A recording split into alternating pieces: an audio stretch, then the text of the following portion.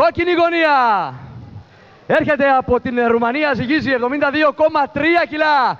Στη γωνία του σπουδαίος Παναΐταλιν, κυρίες και κύριοι, ο Prince Claudio Badoy.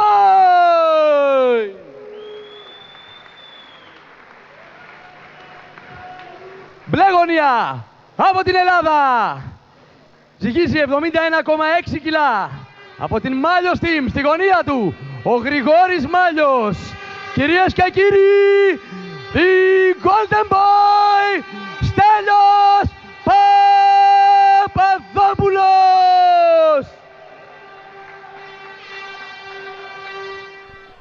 Λοιπόν, έγινε η παρουσίαση. Ο διαιτητής παίρνει το OK από τους κριτές και θα δώσει με τη σειρά του το OK στην γραμματεία για το πρώτο καμπανάκι, το πρώτο γκόγκ. Παπαδόπουλος. Αριστερά, πιο ψηλός από τον Κλαούντιο Μπαντόι. Λοιπόν, κανονισμοί K1 που ορίζουν ως πυγμαχικές γροθιές από το τέλος της ζώνης του στο σώμα και στο πρόσωπο. Λακτίσματα στην ίδια περιοχή. Λακτίσματα όμως μπορούν να δώσουν οι αθλητές και χαμηλά. Εδώ έκανε ένα reverse kick ο Κλαούντιο Μπαντόι αποτυχημένο αφού έκανε μια καλή κίνηση πίσω ο Παπαδόπουλος. Επιτρέπονται τα backfist ανάποδες γροθιές, οι γονατιές. Δεν επιτρέπονται οι αγωνιές και βέβαια το κράτημα και χτυπήματα κάτω από τη ζώνη. Είναι το γόνατο αυτό που κάνει διαφορά, Μάκη. Νομίζω ότι αυτό θα έπρεπε να είναι η διαφορά. Οι μεγάλοι αθλητές kickboxer έχουν το γόνατο σαν τρομερό όπλο και αυτοί ξεχώρισαν άλλο. Στην Ελλάδα είμαστε λίγο πιο πυγμάχοι ακόμα. Το γόνατο το ξεχνάνε οι αθλητές μας. Αυτόν που θυμάμαι πάντως με τρομερές γονατιές, κάθετες γονατιές, ήταν κατά πρώτον ο Σέμι Σίλτ. Ο κάτοχος 5 φορές κάτω στη ζώνη του K1. Αν είσαι και 2,6 ύψος, είναι πολύ καλύτερο να ρίχνεις γόνατο. Σήκωνε το γόνατο για πλάκα στα 2 μέτρα. Και ο άλλος ήταν ο Ριμπονιάσκι, αλλά ποτέ δεν ξέρω αυτός ο αθλητής, ο Ριμπονιάσκι, και αυτός 4 τίτλους του K1 δεν με έπεισε. Τα πτάμενα γόνατα που λέμε, έτσι. Ναι, τα πτάμενα γόνατα, αλλά δεν με έπεισε ποτέ ότι ήταν ο καλύτερος εκείνης της εποχής. Εκεί μιλάμε για τα βαριά κιλά, βεβαίως, σπουδαίοι αθλητές. Εδώ μιλάμε για τα 70 κιλά, την δεύτερη κατηγορία παγκοσμίως, την δεύτερη πιο διάσημη κατηγορία. Εμείς τη μάθαμε πολύ καλά μέσω του Μιχάλη Ζαμπίδη, βεβαίως, ο οποίος το ανέδειξε στην χώρα μας. Ο Στέλιος Παπαδόπουλος είναι ένα από τα παιδιά της νέας γενιάς. Ας σταματήσουμε να λέμε για τους διαδόχους του Μιχάλη Ζαμπίδη. Ο Ζαμπίδης είναι ένας, έχει το δικό του καλούπι. Θα βγουν άλλα παιδιά με δικό του στυλ και ταυτότητα. Ο Στέλιος είναι ένα από αυτά και τώρα κάνει τα πιο σημαντικά βήματα της καριέρας του. Τα πρώτα. Λοιπόν, τι έχουμε δει μέχρι στιγμής. Ο Παπαδόπουλος έχει μπει με τακτική ίσιο χτυπημάτων, οι γροθιές του. Πολύ καλά κλειστή άμυνα. Ο Μπαντόι προβληματίζεται πάρα πολύ για να βρει στόχο να βγάλει έστω και ένα χτύπημα καθαρό. Και βλέπουμε να κάνει αρκετές στροφές, δηλαδή γυριστά χτυπήματα. Ένα καλό δεξιάπερκα τώρα από τον Παπαδόπουλο.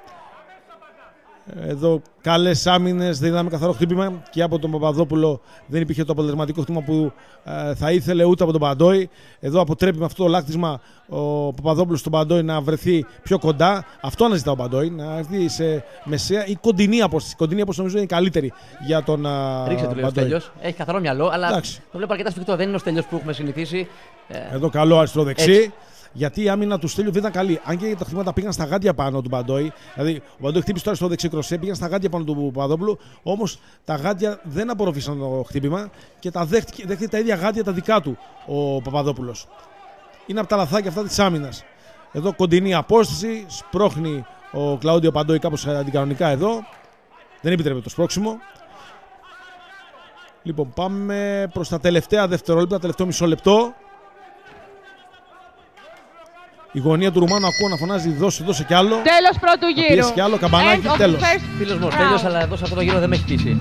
Τουλάχιστον το Στέλιο, το Παπαδόπουλο που έχουμε δει τον τελευταίο χρόνο, έτσι. Δεν με έχει πείσει. Δηλαδή στη Ρουμανία με είχε πείσει περισσότερο ο πρώτος του γύρου από αυτόν εδώ που είδαμε. Ναι, μπήκε λίγο προβληματισμένος στο πρώτο γύρο.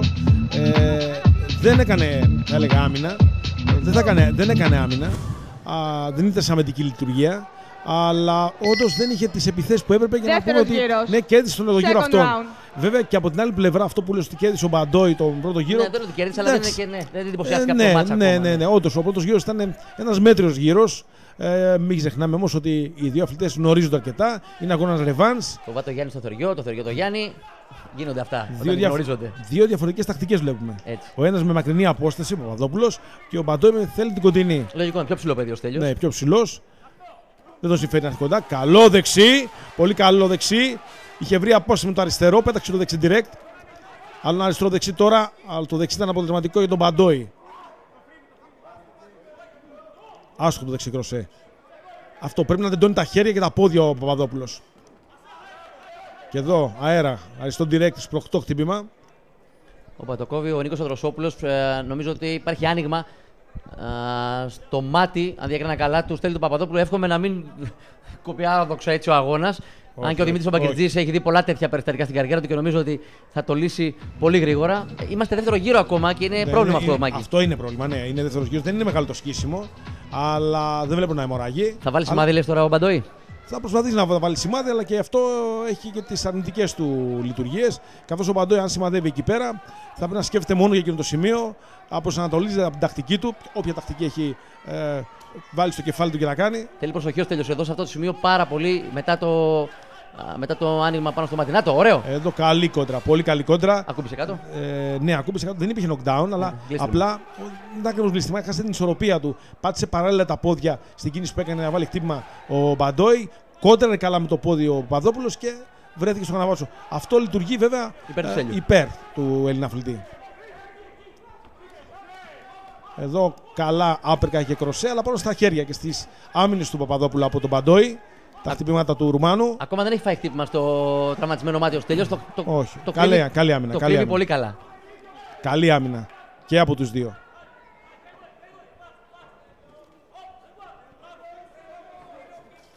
Καλή κόντρα δεξί direct. Δεν κατάφερε να πάρει το δεξί uppercut μέσα ο Παπαδόπουλος. Πρέπει κάποιος από τους δύο, Μάκη, να κάνει κάτι να ξεχωρίσει. Γιατί μέχρι τώρα το παιχνίδι είναι τόσο μοιρασμένο που δεν θα ήθελα να ήμουν ακριτής αυτό το μάτι για την ώρα. Λοιπόν, πλησιάζουμε προς τα τελευταία δευτερόλεπτα του δεύτερου γύρου.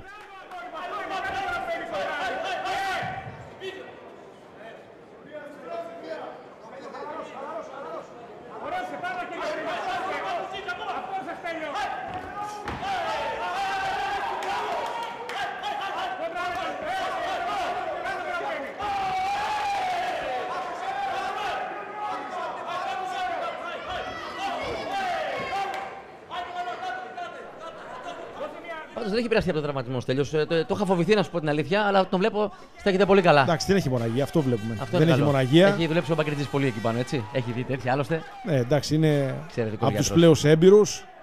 Τον βλέπουμε όρθιο εκεί πέρα, έτοιμος. Να το!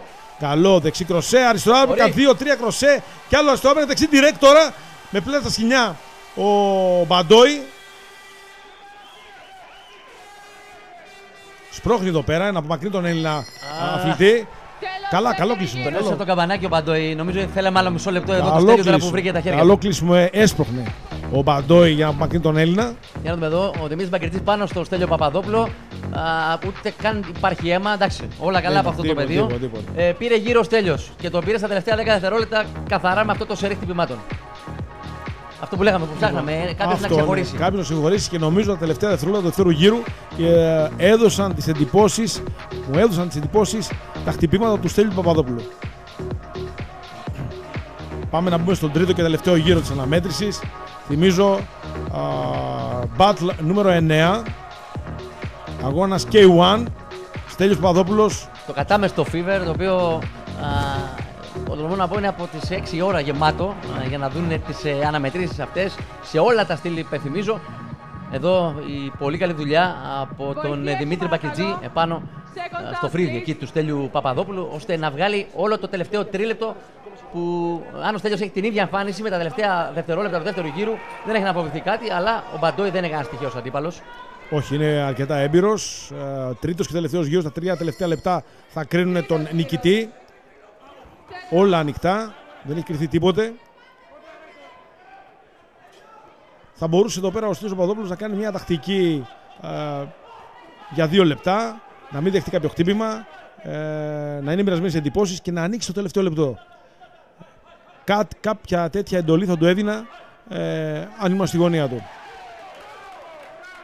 Ο Μπαντόι επιχειρεί όλο και πιο πολύ να έρθει κοντά, δεν τα έχει καταφέρει σε καμία περίπτωση. Να άρεσε τον τυρέ, καλό.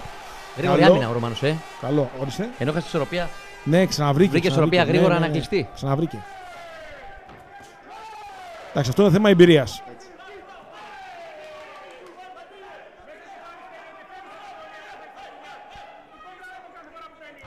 Άστοχο αριστερό κροσέ, κοντρακίκ από τον Παπαδόπουλο. Ξεκινάει από μακριά πάντως ο Μπαντόι. Είναι λάθος αυτό να ξεκινάει κροσέ από τόσο μακριά, να μην έχει την απαιτούμενη απόσταση. Και αυτό δίνει πλεονέκτημα στον Παπαδόπουλο.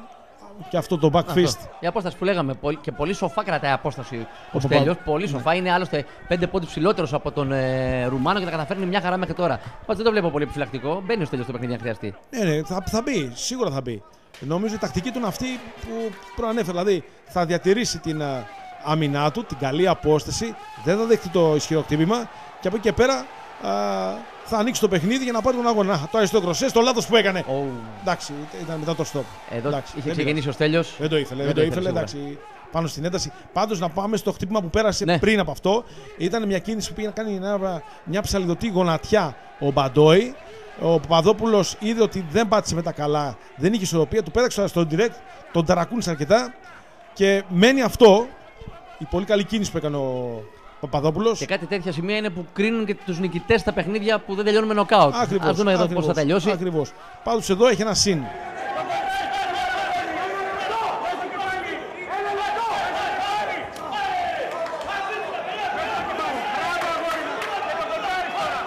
Βαδίζουμε προς το τέλος του αγώνα.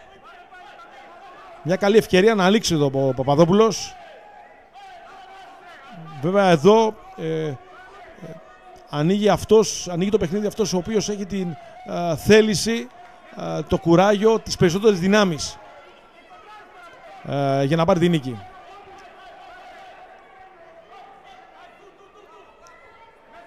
Δεξί κροσέ, καλό. Ήθελε και ένα αριστερό άπερκατ εκεί, δεν πειράζει.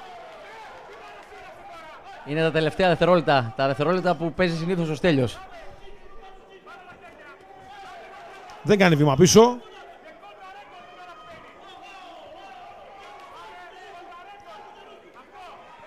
Ο Μπαντόι κλείνεται. Πάλι εδώ πήγε να κάνει το jump δεξί κροσέ πήγε να κάνει, αλλά ναι, τον απέτρεψε από την ενέργεια αυτή. Τον έχει στα γωνία τώρα. Καλή γονατιά. Πολύ ωραία γονατιά δεξί direct. Να μην τον αφήσει να βγει για τη γωνία. Καμπανάκι. Τέλος. Αναγνώρισα τον Στέλιο Παπαδόπουλο στο δεύτερο και στο τρίτο γύρο, να σου πω την αλήθεια. Είναι ο Στέλιος Παπαδόπουλος που ξέρουμε. Πολύ όριμο παιχνίδι από αυτόν τον 20χρονο φέρελπι Έλληνα kickboxer. Εδώ μαζί με τον Γρηγόρη Μάλιο. Στην άλλη γωνία βλέπω και τον Γιώργο Μάλιο, ο οποίος παίζει ο γιος του με τον πνευματικό του γιο. Μάλιστα, πολύ ωραία.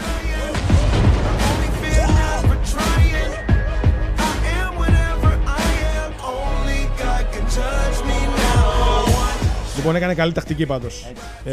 Θεωρώ με την προπονητή του έκανε μια πολύ καλή τακτική. Καλή άμυνα, καλή μετακίνηση, σωστή απόσταση. Έχουμε λοιπόν νικητή. Νικητής. The winner is with unanimous decision. Και η απόφαση. Ομόφωνη. Blue corner, Στέλιος Golden Boy. Ο Έλληνας kickboxer θα πάρει την νίκη και τη ρεβάνς από τον Κλαούντιο Μπαντόι. Το ξανά βλέπα και τρίτη φορά. Ένα νοκάουτ μου λείπει από αυτές τις δύο αναμετρήσεις του Μπαντόι και του Στέλιου Παπαδόπουλου. Και οι δύο μέσα στην πρώτη πεντάδα των rankings της χώρας τους. Αναγνωρίζει ο Μπαντόι την νίκη του Παπαδόπουλου, το σήκωσε στα χέρια. Συγχαρητήρια στο Στέλιο για τη μεγάλη. Το καθίστηκε και ο κόσμος, έτσι. Εδώ 3.000 θεατές στο Fever το έχουν ευχαριστηθεί. Είδανε αρκετό ξύλο.